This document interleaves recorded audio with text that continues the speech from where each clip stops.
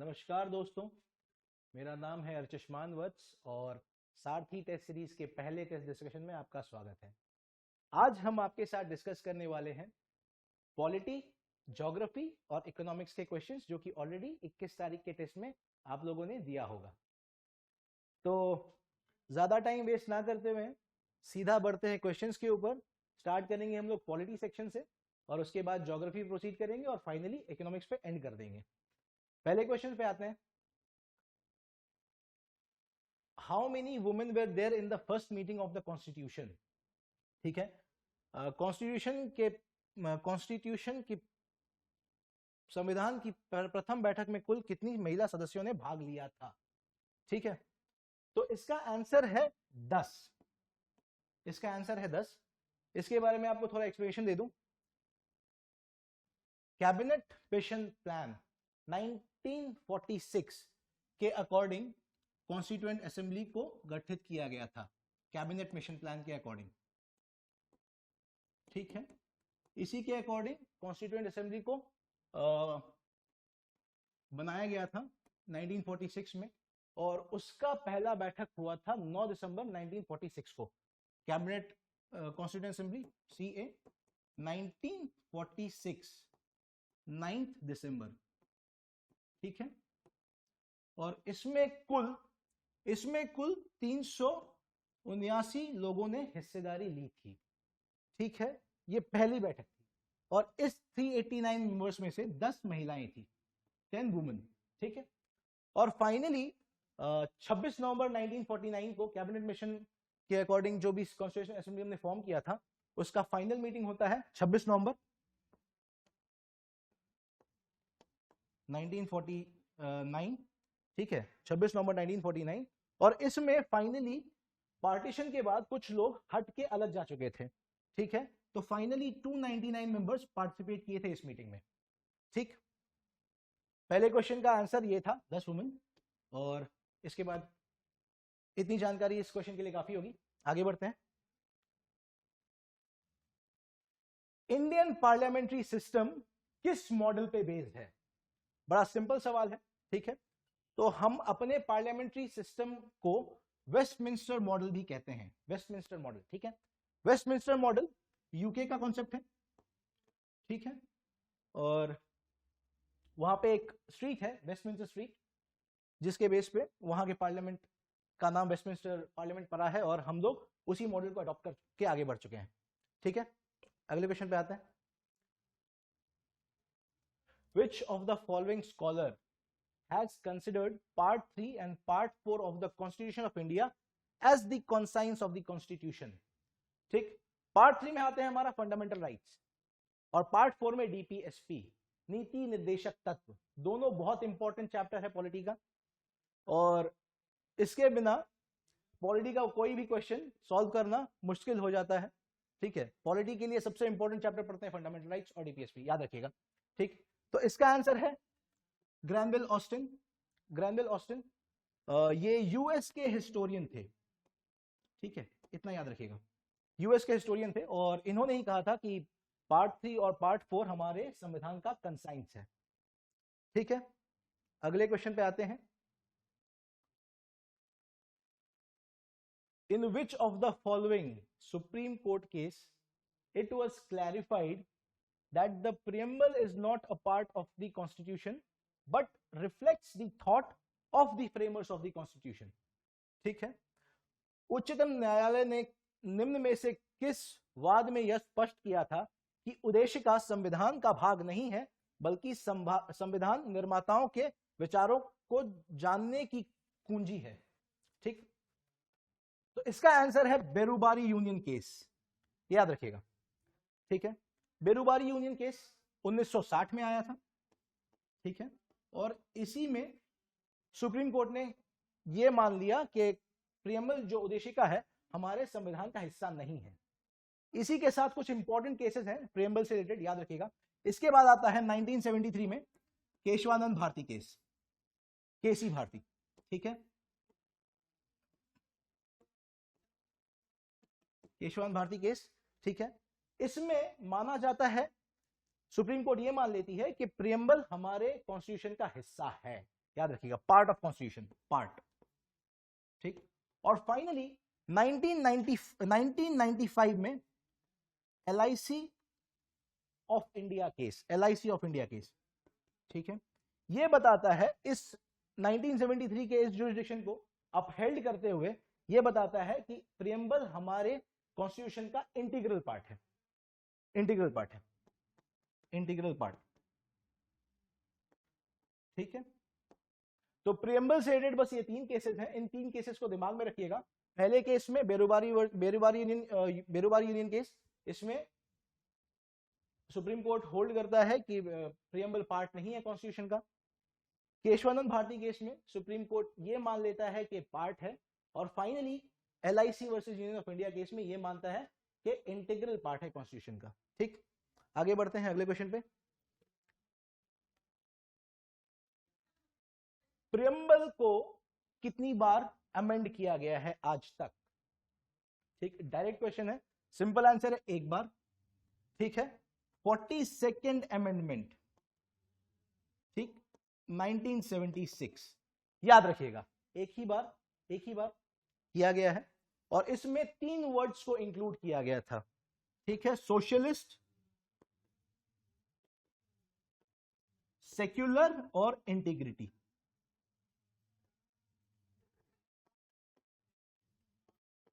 ठीक, socialist, secular और integrity, बस एक ही बार अमेंडमेंट हुआ है ये प्रियम्बल में, और इसके बाद आज तक अमेंड नहीं किया गया, और ये माना गया था कि अमेंडमेंट किसी भी बेसिक फीचर को तोड़ते हुए नहीं किया जा सकता, ठीक है। अगले क्वेश्चन पे आते हैं। Which one of the following is not a feature of fundamental right as described in the Constitution of India, ठीक। तो मोस्ट एलैबोरेट इन कैरेक्टर ये है system to protect fundamental rights, हमारे पास सिस्टम है जिसकी वजह से फंडामेंटल राइट्स को प्रोटेक्ट किया जाता है, ये भी सही है। अनलिमिटेड फंडामेंटल राइट्स नहीं है, गलत है, अनलिमिटेड नहीं है, कोई भी राइट जो आपको मिलता है उसके ऊपर कोई सर्टेन रिस्ट्रिक्शंस इंपोज की जाती हैं, तो अनलिमिटेड कुछ नहीं होता, याद रखिएगा। फंडामेंटल राइट्स, मौलिक अधिकार अनलिमिटेड नहीं है। और finally equal rights to foreign nationals, नहीं, ऐसा भी बिल्कुल नहीं है, ठीक है। सिर्फ बता देता हूं आपको, आर्टिकल 15, 16, 19, 29, 30, 15, 16, 19, 29, 30, ये सिर्फ और सिर्फ इंडियन सिटीजन्स को मिलते हैं, और इसके अलावा जितने भी आर्टिकल्स हैं, ठीक है, फंडामेंटल राइट्स में, फंडामेंटल राइट शुरू होता है आर्टिकल 12 से लेके 35 तक, ठीक है, उसमें से पहला राइट शुरू होता है आर्टिकल 14 से, तो 14 से लेके जितने भी राइट्स हैं 15, 16, 19, 29, 30 को छोड़ते हुए ये सब फॉरेनर्स को भी मिलते हैं, ठीक है। बाकी सारे जो राइट्स हैं ये एक्सक्लूसिवली इंडियन सिटीजन्स के लिए हैं, ठीक। आगे बढ़ते हैं अगले क्वेश्चन पे। Mentioned in Article 12 of the Indian Constitution, what are the words, ये टाइपिंग मिस्टेक है, what are the words included under the definition of state? काफी अच्छा क्वेश्चन है। आर्टिकल 12 जो है फंडामेंटल राइट का पहला आर्टिकल, वो स्टेट को डिफाइन करता है, और उसके बाद आर्टिकल 13 लॉ को। तो स्टेट के डेफिनेशन में क्या आता है ये आप जान लीजिए, जरूरी है, ठीक है। Government of India and parliament, बिल्कुल ये स्टेट का पार्ट है। State government and state legislature, ये भी स्टेट का पार्ट है। पंचायत एंड म्युनिसिपैलिटीज, ये भी स्टेट का पार्ट है। बच गया NGO, ठीक, यहां पे एक क्लॉज जुड़ जाता है, क्लॉज ये है, ठीक, कि कोई भी NGO जो कि सब्सटेंशियली फंडेड है उसको स्टेट का पार्ट माना जाएगा, और किसी भी NGO में जिसमें सब्सटेंशियल फंडिंग नहीं आ रही है वो स्टेट के डेफिनेशन से परे है, स्टेट के डेफिनेशन के तहत नहीं आता, याद रखिएगा, ठीक है। तो इसका आंसर क्लियर बन जाता है, इसका आंसर होगा डी, याद रखिएगा, ठीक है। आगे बढ़ते हैं अगले क्वेश्चन पे, बड़ा सिंपल है। Chairman of the centre state relation inquiry committee, ठीक है, तो इसका आंसर होता है बी, PB राजा मन्नार, याद रखिएगा। कुछ कमिटीज और हैं जो सेंटर स्टेट रिलेशन से जुड़े हुए हैं, इसका नाम याद रखिएगा, ठीक है। सबसे पहले पीवी राजन, इसके बाद अगर हम देखते हैं तो सरकारिया कमीशन है, सरकारिया कमीशन। उसके बाद पुंछी कमीशन, पुंछी कमीशन। दो और, आनंदपुर साहिब रेजोल्यूशन, ठीक है, ए साहिब रेजोल्यूशन। और finally West Bengal memorandum, West Bengal memorandum, ठीक है। ये 5 चीज याद रखिएगा। इन 5 चीज का जिक्र हमेशा सेंटर स्टेट रिलेशन के साथ होता है, ठीक है। अगले क्वेश्चन पे आते हैं। कोई भी पार्लियामेंट का मेंबर कितने दिनों तक बिना इंफॉर्मेशन एब्सेंट रह सकता है पार्लियामेंट्री प्रोसीडिंग से, ठीक है। तो डायरेक्ट आंसर है इसका 60 दिनों तक। 60 दिन तक अगर आपने इन्फॉर्म नहीं किया है और एब्सेंट है तो चलेगा, 61वां दिन नहीं होना चाहिए, ठीक है। और ये इसको टोटल जितना भी काम है इसको सबका सोल अथॉरिटी होता है स्पीकर के पास, ध्यान रखिएगा। आगे बढ़ते हैं, आते हैं क्वेश्चन नंबर 75 पे, ठीक है। विच of the following pair is not correct, ठीक है। कौन सा सही नहीं है आपको ये देखना है। पहला सही है, structure of municipality article 240D में होता है, ठीक है। म्युनिसिपैलिटी का ड्यूरेशन आर्टिकल 243P में होता है, एकदम सही। Election of municipalities that is article 243ZA, ये भी बिल्कुल सही है। तो बचा ये और ये गलत है, ठीक है। Tenure of panchayat article 243U में नहीं बल्कि 243E में होता है, ठीक है, याद रखिएगा। इसी के साथ 3 और आर्टिकल्स हैं जो कि पंचायत से रिलेटेड है और काफी इंपॉर्टेंट है, ठीक है। 243G, H और I, ठीक है। G में आता है पावर ऑफ पंचायत, ठीक है। H में टैक्स इंपोजिशन,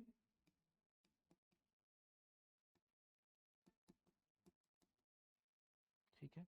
और I में finally review of finance commission,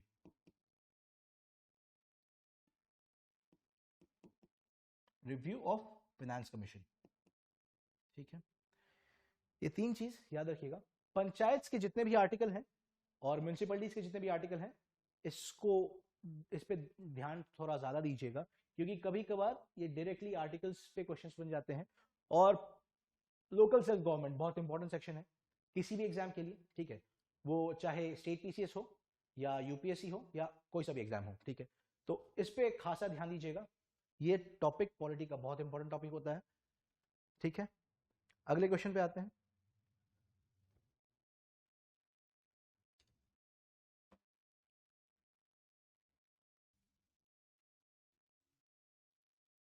chairman of advisory committee of constituent assembly, constituent assembly के एडवाइजरी कमिटी के चेयरमैन कौन थे, ठीक है।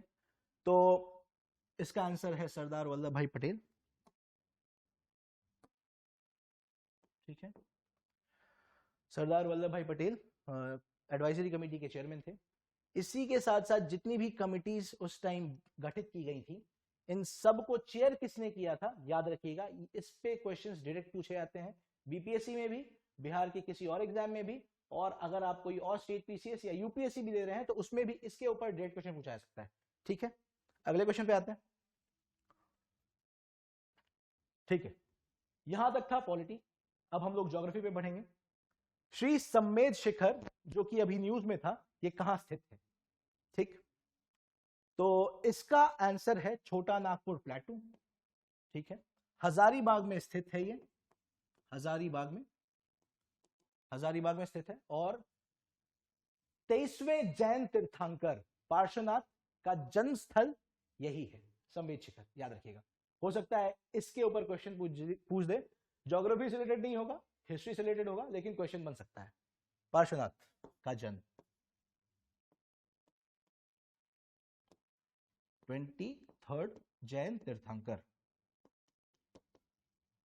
ठीक है। अगले क्वेश्चन पे आते हैं।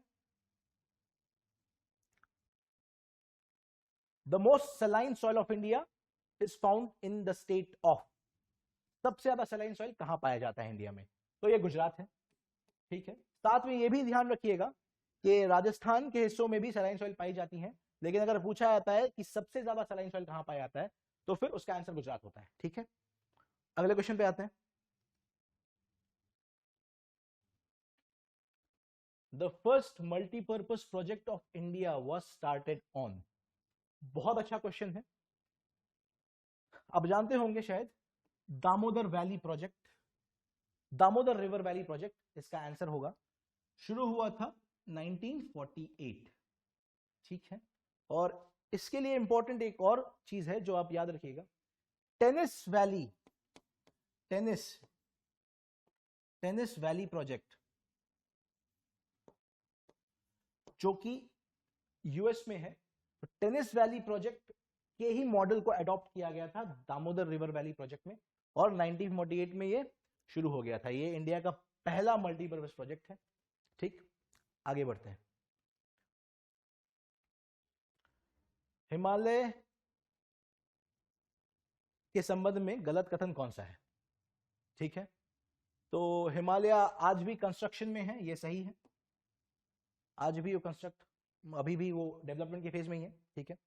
स्लोप जो है इंडिया की तरफ हिमालय का कॉनकेव है, नहीं ये गलत है, ठीक है। इंडिया की तरफ जो हिमालय का स्लोप है वो कॉन्वेक्स है, ठीक है। वो कुछ इस तरीके का है, ठीक, कॉन्वेक्स, याद रखिएगा, ठीक। Shape, its shape is like a sword, एक तलवार की तरह नोकीला शेप है इसका, सही बात है। और यंगफोल्ड माउंटेन है, एकदम सही बात है, ये भी सही है, ये भी सही है। यंगफोल्ड माउंटेन है, इसका अपलिफ्टमेंट ज्यादा इसलिए हुआ है क्योंकि 2 बार फोल्डिंग हुई है हिमालय में, ठीक है, याद रखिएगा इतना। आगे बढ़ते हैं। इंडियाज नॉर्दर्न मोस्ट पॉइंट इंदिराकोल कहां लोकेटेड है? ठीक है, तो ये है कश्मीर में 37 डिग्री 6 मिनट, ठीक, इंदिरा कोल। और इसके साथ कुछ चीजें याद रखिएगा, ठीक। नॉर्दर्न मोस्ट पॉइंट है इंदिरा कोल, साउदर्न मोस्ट पॉइंट है इंदिरा पॉइंट, ठीक। ईस्टर्न मोस्ट की बात करेंगे, ईस्टर्न मोस्ट पॉइंट होता है किबिथू, एक गांव है अरुणाचल प्रदेश में वो। और वेस्टर्न मोस्ट पॉइंट है इसका गुआर मोती जो कि गुजरात में है, ठीक है। तो इंदिरा कोल, इंदिरा पॉइंट, किबिथू और गुआर मोती, ठीक है। नॉर्थ, साउथ, ईस्ट और वेस्ट, याद रखिएगा। अगले क्वेश्चन पे आते हैं। The shortest day in the solar system takes place on the planet, ठीक है, किस पे होता है? ऑप्शंस में है जुपिटर, अर्थ, मर्क्यूरी और मार्स, ठीक है। तो इसका आंसर है जुपिटर। जुपिटर में एक रोटेशन 10 घंटे का होता है, एक रोटेशन 10 घंटे में हो जाता है, इसलिए शॉर्टेस्ट डे वहीं देखा जाता है, ठीक है। और अगर बात करें रेवोल्यूशन की, तो रेवोल्यूशन शॉर्टेस्ट होता है मर्क्यूरी में, ठीक, ये करीब करीब 88 दिन का होता है एक रेवोल्यूशन, ठीक है, याद रखिएगा ये दो चीज। आगे बढ़ते हैं। In which country is the Grand Canyon located? Grand Canyon किस देश में स्थित है? ठीक है, तो काफी अच्छा क्वेश्चन है वैसे ये। ग्रैंड कैनियन कोलोराडो रिवर पे है, ठीक है, और ये स्थित है अमेरिका में, ठीक, इतना याद रखिएगा। और अगर बात करें हम इंडिया में, तो इंडिया का ग्रैंड कैनियन बोला जाता है गौंडीकोटा को, ठीक है, गौंडीकोटा को। और गौंडीकोटा आपका आंध्र प्रदेश में है, आंध्र प्रदेश में पेन्नार रिवर पे गौंडीकोटा, ठीक है, आंध्र प्रदेश, पेन्नार रिवर, ठीक है, इतना याद रखिएगा, ठीक है। हो सकता है इस पे क्वेश्चन पूछा जाए। अगले क्वेश्चन पे आते हैं। अफ्रीका को यूरोप से कौन सा स्ट्रेट अलग करता है? ठीक है, सिंपल है, Gibraltar, straight of Gibraltar Africa और यूरोप को बांटता है, ठीक है। जितने भी स्ट्रेट्स हैं, जितने भी बेस हैं, इन सबको वर्ल्ड मैप पे और इंडियन मैप पे ध्यान से देख लीजिएगा, ठीक है। मैप पे क्वेश्चन कभी भी बनते हैं तो इस पे खासा ध्यान रखा जाता है, क्वेश्चन बनाने वाले इस पे खासा ध्यान रखता है, और बीपीएससी में क्वेश्चंस इस तरह के आते भी हैं, ठीक है। चबाहर पोर्ट कहां लोकेटेड है, ठीक। चबाहर पोर्ट, तो ये थोड़ा प्रिंटिंग मिस्टेक है, याद रखिएगा। गल्फ ऑफ ओमान, ठीक है, गल्फ ऑफ ओमान में है चबाहर पोर्ट, ठीक है। और इसको हम लोग अब यूज भी कर रहे हैं, शहीद बेहश्ती एक जगह है वहां, और इसको यूज किया जा रहा है कि पाकिस्तान को स्किप करके हम लोग सेंट्रल एशिया और यूरोप में अपना ट्रेड एस्टैब्लिश कर सके इजीली स्मूथली, इसलिए हम लोग चबाहर पोर्ट को यूज करने लगे हैं अब, ठीक है। आगे बढ़ते हैं अगले क्वेश्चन पे। अर्थ के मैग्नेटिक फील्ड के लिए इनमें से कौन रिस्पॉन्सिबल है, ठीक है। मैंटल नहीं, क्रस्ट नहीं, आउटर कोर एग्जैक्टली, ठीक है।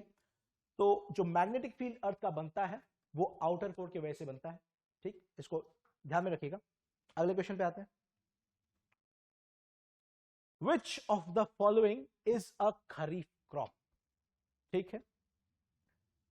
याद रखिएगा, rice is not a kharif, rice is not a rabi crop, ठीक है।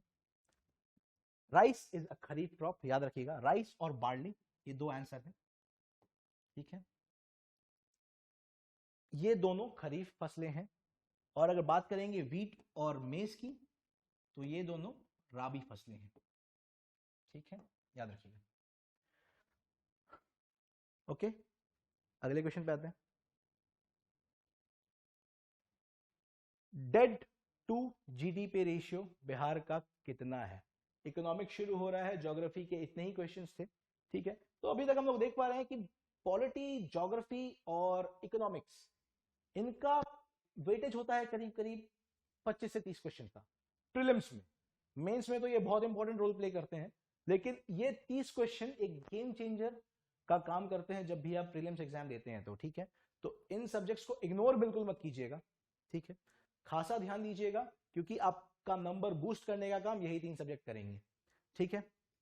तो debt to GDP ratio Bihar का कितना है, तो इसका आंसर है 36.7%, ठीक, डायरेक्ट आंसर था, इसमें ज्यादा कुछ जानना नहीं है, फैक्ट है, रट जाइएगा।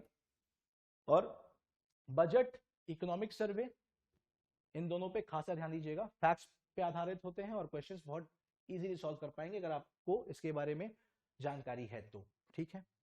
अगले क्वेश्चन पे आते हैं। Which district in Bihar is first in productivity of rice, ठीक है। तो इसका सीधा आंसर है रोहतास, ठीक है, सबसे ज्यादा राइस उत्पादन रोहतास में हुआ है। अगले क्वेश्चन पे आते हैं। Which of the following is not means to absorb money supply, ठीक है। इसका आंसर है डिक्रीज सीआरआर, यानी कैश रिजर्व रेशियो,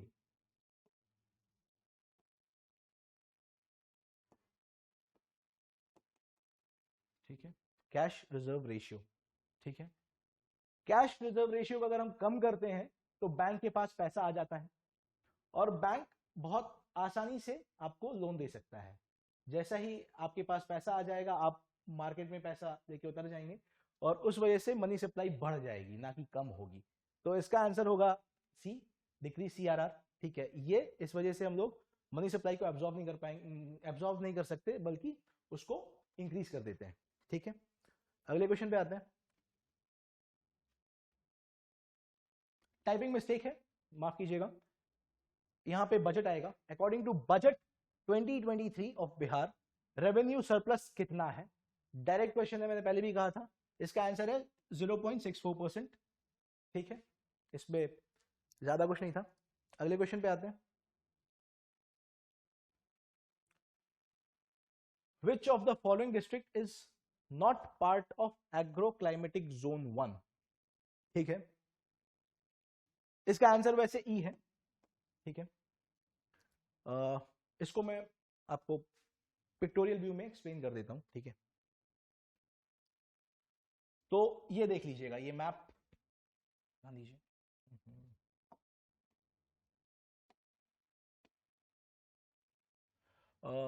मैप पे ध्यान दीजिएगा। ये जो नीचे वाला सेक्शन है, ठीक है, ये क्लाइमेटिक जोन 3 में आता है। ठीक है, आपको याद ही होगा गंगा नदी बिहार को बीचों बीच 2 भाग में बांटती है। ठीक है, उसके ऊपर एग्रोक्लाइमेटिक जोन 1 और जोन 2 हो जाता है।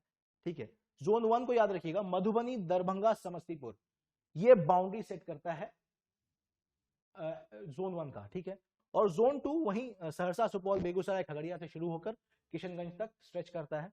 नीचे अगर हम बात करें तो गंगा जहां से बांट रही है बिहार को, वो नीचे वाला एरिया पूरा एग्रोक्लाइमेटिक जोन 3 में आता है। ठीक है, इमेज को बैठा लीजिए दिमाग में। ठीक है, ये आप पिक्टोरियल व्यू अगर आप डेवलप कर पा रहे हैं, पिक्टोरियल मेमोरी बन रही है, तो क्वेश्चन सॉल्व करने में आसानी ज्यादा होती है। ठीक है, अगले क्वेश्चन पे आते हैं। Tropic of cancer does not pass through. फिर से माफ कीजिएगा, टाइपिंग मिस्टेक कुछ ज्यादा ही है, क्षमा चाहूंगा, अगली बार ध्यान रखेंगे इस चीज का। ट्रॉपिक ऑफ कैंसर कहां से पास नहीं होती है। ठीक है, तो ये याद रख लीजिए। ठीक है, ट्रॉपिक ऑफ कैंसर 8 स्टेट से पास करती है इंडिया में। ठीक, कर्क रेखा वो है G, R, M, C, J, W, T, M। ठीक है, G means Gujarat, Rajasthan, Madhya Pradesh, Chhattisgarh, Jharkhand, waste Bengal, Tripura और मिजोरम। ये 8 स्टेट से कर्क रेखा गुजरती है। इन सब का नाम याद रखिएगा, इस तरह के क्वेश्चंस पूछे जाते हैं एग्जाम में। ठीक है, तो इसका आंसर होगा डज नॉट पास, तो मणिपुर से पास नहीं करती। ठीक है, अगले क्वेश्चन पे आते हैं।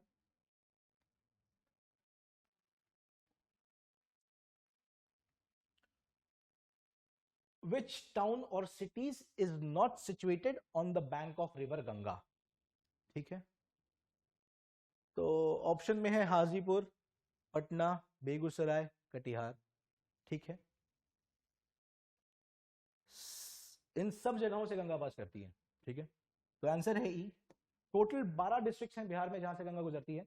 इसका नाम याद रखिएगा आप, मैप पे एक बार ढंग से देखिएगा, पिक्टोरियल मेमोरी बनाने की कोशिश करिएगा और उससे क्वेश्चन सॉल्व करने में ज्यादा आसानी होगी। ज्योग्राफी की बात करते हैं तो मैप्स और पिक्टोरियल मेमोरी आपके लिए सबसे ज्यादा हेल्पफुल होती है, याद रखिएगा। इकोनॉमिक्स और ज्योग्राफी का डिस्कशन यहीं खत्म होता है।